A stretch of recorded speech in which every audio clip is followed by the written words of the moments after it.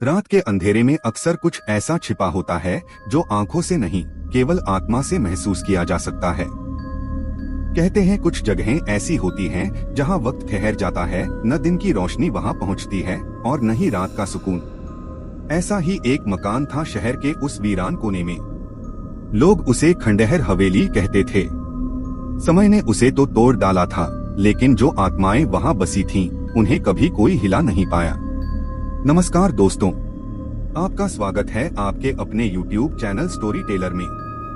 आज की कहानी आपको डरने के लिए मजबूर कर देगी।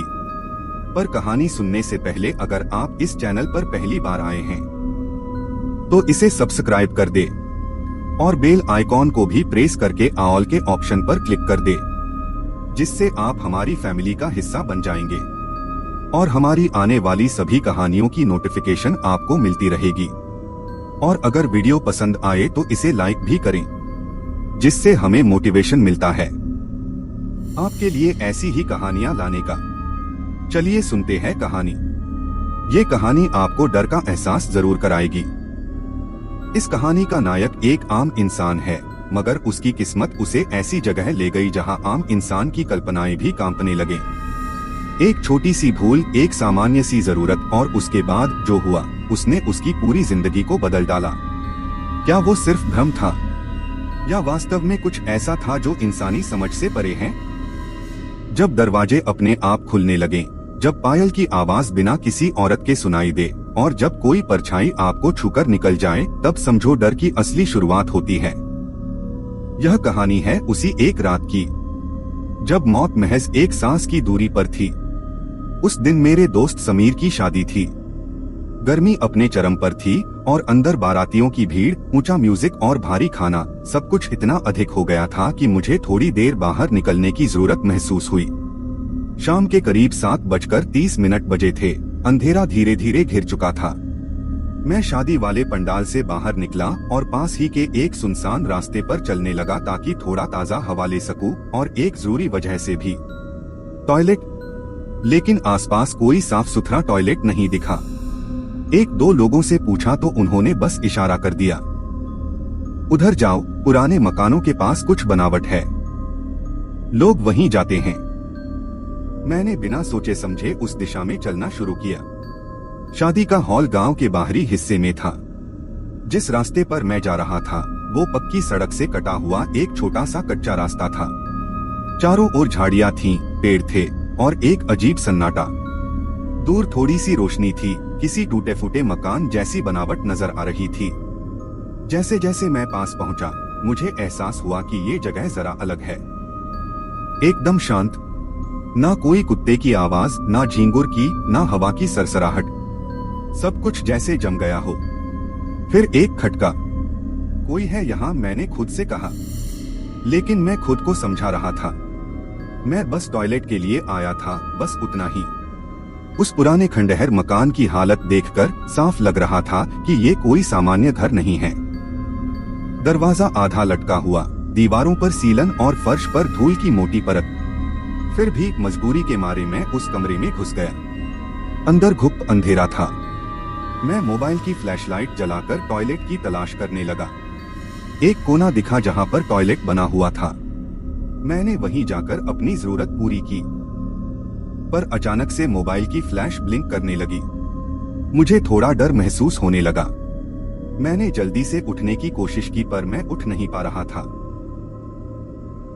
ऐसा लग रहा था जैसे कोई मेरे ऊपर बैठा हो। मैं अपनी पूरी ताकत लगाकर उठा और बाहर निकला। जैसे ही मैं मुड़ा, खटाक, दरवाजा अपने आप बंद हो गया। मैं ठिठक गया। हवा एकदम भारी लगने लगी थी, जैसे कमरे में ऑक्सीजन कम हो गई हो। मुझे सांस लेने में तकलीफ होने लगी। तभी उस भयानक सन्नाटे में छन छन छन एक पायल की आवाज, धीरे, बहुत धीरे, जैसे कोई फर्श पर घिसटते हुए मेरी ओर आ रहा हो। मैं जम गया। मेरे रोंगटे खड़े हो गए। मैंने फौरन मोबाइल की टॉर्च उस दिशा में की। कुछ नहीं, लेकिन पायल की आवाज नजदीक आती जा रही थी। छन छन छन अब टॉर्च की लाइट में एक आकृति उभरने लगी। एक औरत थी, सफेद सा पहन रखा था, बाल चेहरे पर बिखरे हुए, गर्दन झुकी हुई और पैर उल्टे। मेरे मुंह से आवाज नहीं निकली। मैं कुछ बोलना चाह रहा था मगर गला सूख गया था। मैंने दौड़ने की कोशिश की लेकिन पैर वहीं जमीन पर फिसल गया और मैं फर्श पर गिर पड़ा। मेरी टॉर्च गिर गई और सब कुछ फिर से अंधेरे में डूब गया। वो औरत मेरी तरफ आई, मेरे पास बैठी। उस औरत ने झुककर मेरा चेहरा सूंघना शुरू कर दिया। हाँ, सूंघना, जैसे कोई जानवर सूंघता है शिकार को। उसकी सांसें गर्म नहीं, बर्फ जैसी ठंडी थीं। उसकी आंखें अजीब थीं, सफेद और बिना पुतलियों के। मुझे लगा यही अंत है। मैंने अपने भीतर से जितनी ताकत निकाल सकता था निकाली और एक झटका मारकर खड़ा हुआ। अंधेरे में दरवाजा तलाशा, उसे जोर जोर से धक्का देने लगा। धड़ाम, दरवाजा टूटकर गिरा और मैं वहां से बाहर भागा।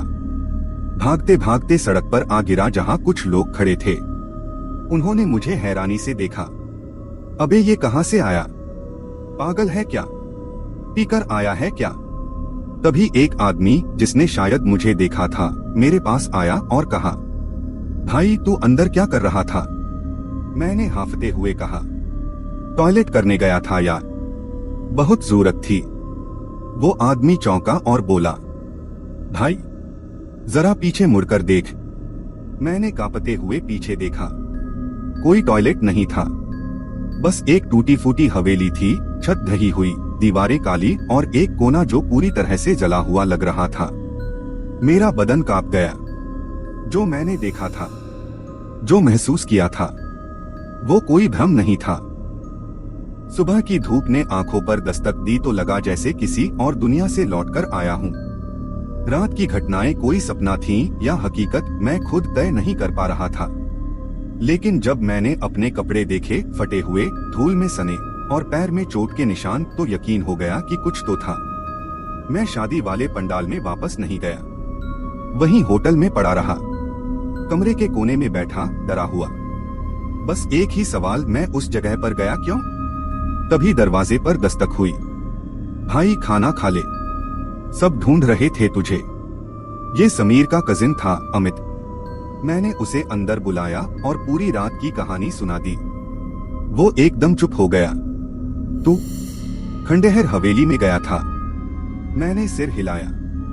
भाई तू बहुत बड़ी गलती कर बैठा है।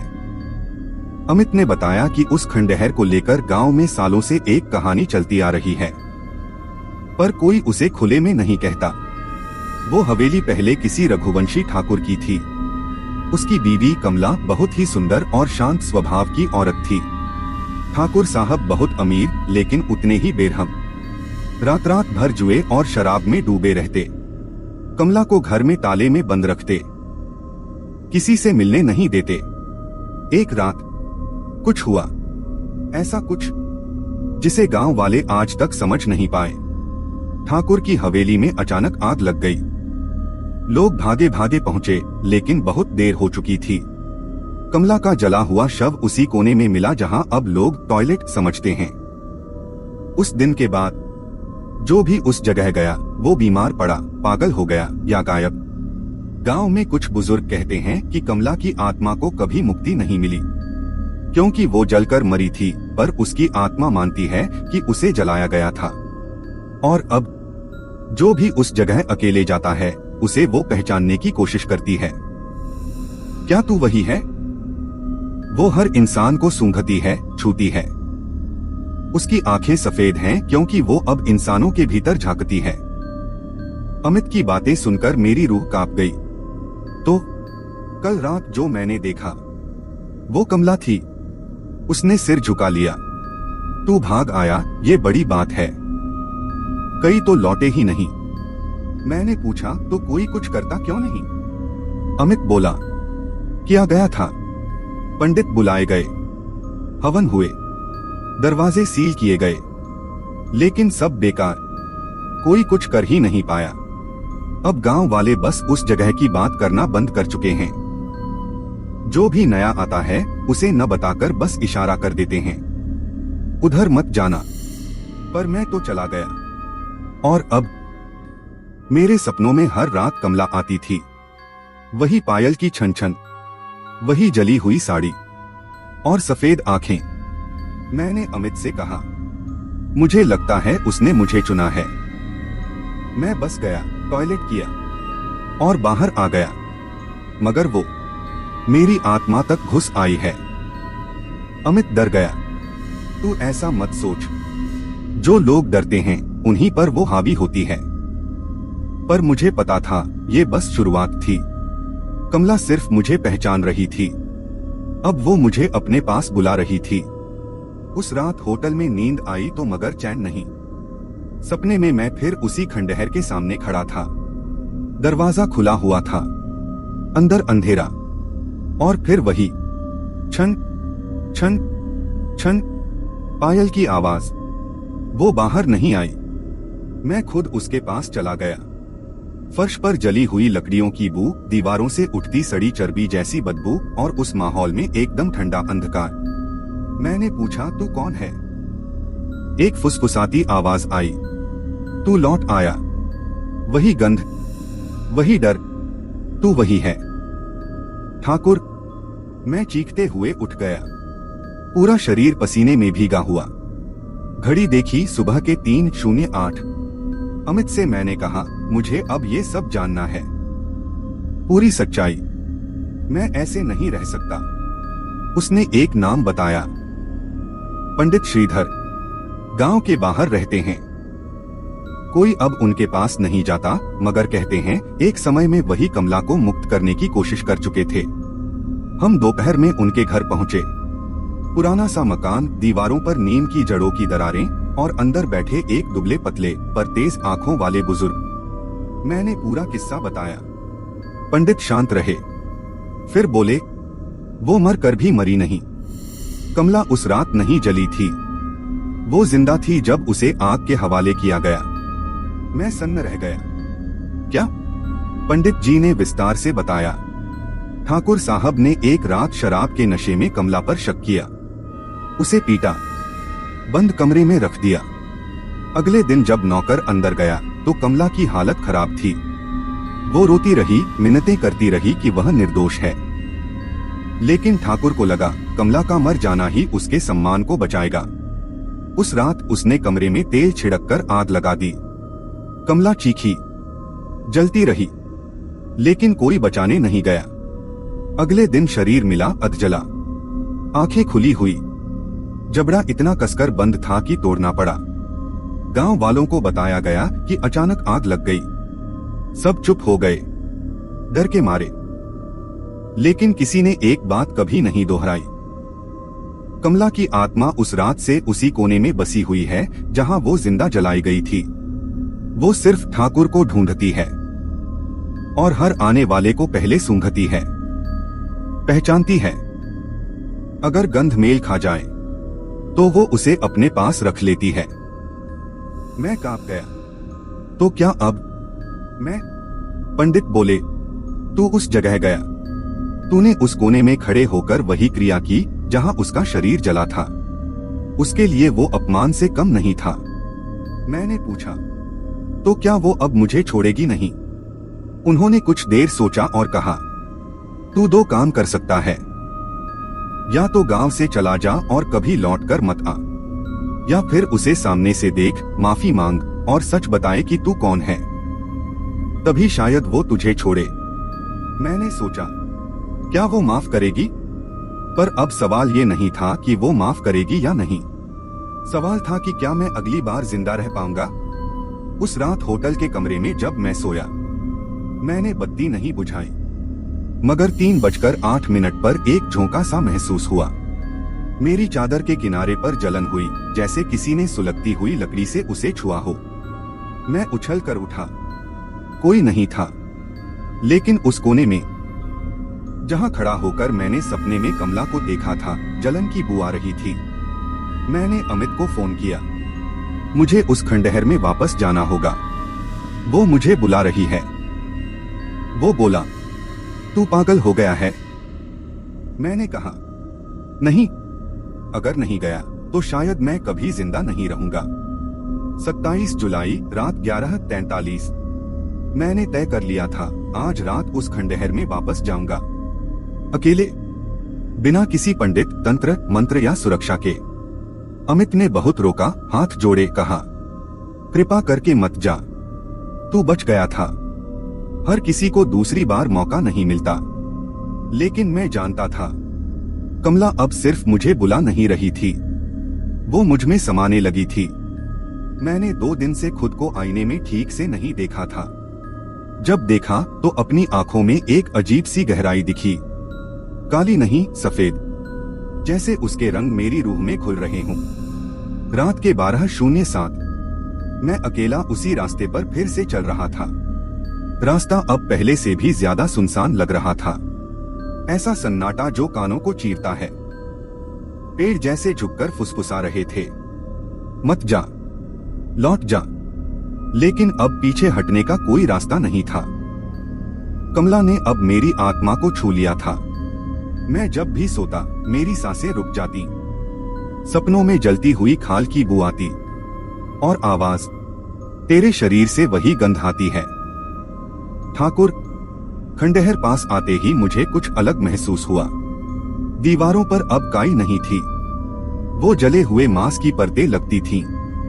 मैं अंदर घुसा, वहां अब अंधेरा नहीं था, लाल झिलमिलाती रोशनी थी, जैसे सुलगती आग की।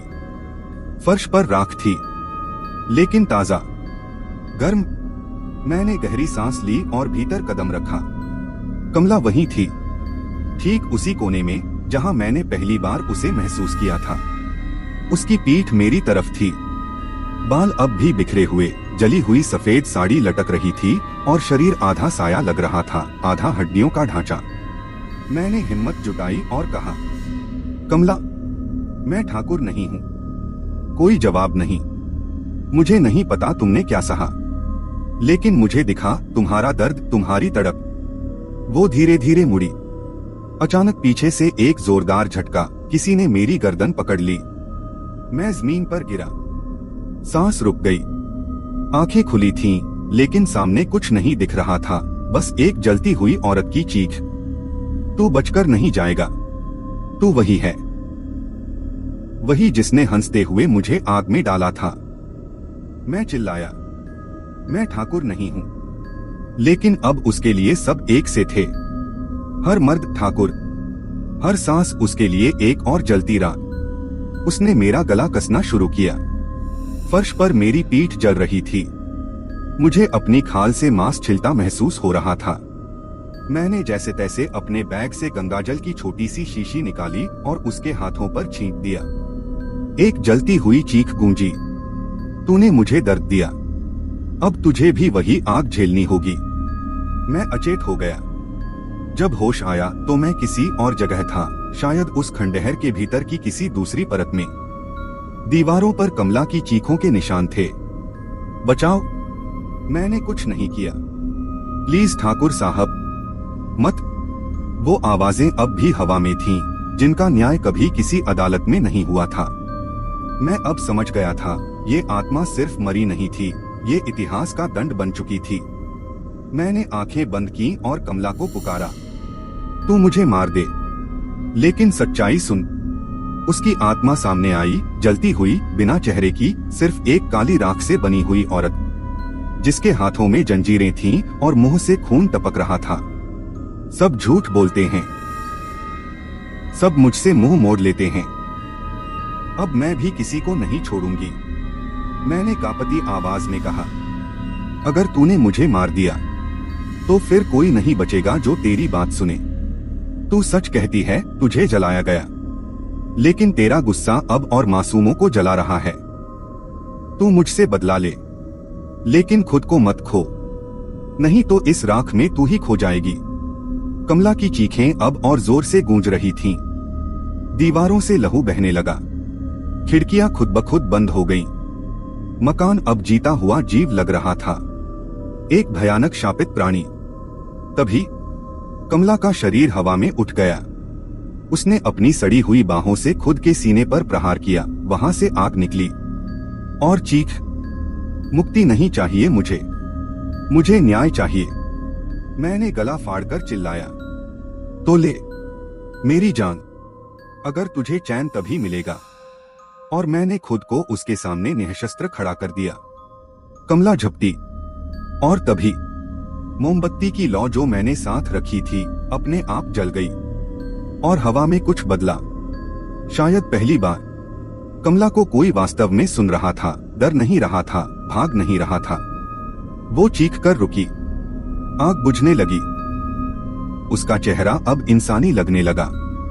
उसकी आंखों से राख नहीं, आंसू गिर रहे थे। कोई मुझे कभी सुनने नहीं आया। तू आया, तू रुका। फिर उसने खुद को पीछे हटा लिया और कहा, मैं मुक्त नहीं, शांत हूं, कुछ समय के लिए। और वो हवा में विलीन हो गई। मैं बाहर निकला। सुबह हो चुकी थी। खंडहर अब भी खड़ा था, मगर अब वो शोर नहीं कर रहा था। मैंने दरवाजे पर पीछे मुड़कर देखा। दीवार पर सिर्फ 3 शब्द लिखे थे, फिर आऊंगी। न्याय अधूरा है। लेकिन क्या सचमुच इस बार आत्मा को मुक्ति नहीं मिली? उसने सिर्फ विराम लिया है। क्योंकि जिस औरत को जिंदा जला दिया गया उसे शांति नहीं, इंसाफ चाहिए। और जब तक उसे वो नहीं मिलेगा, खंडहर का शौचालय फिर किसी और को बुलाएगा। कहानी पसंद आई हो तो इसे लाइक करें।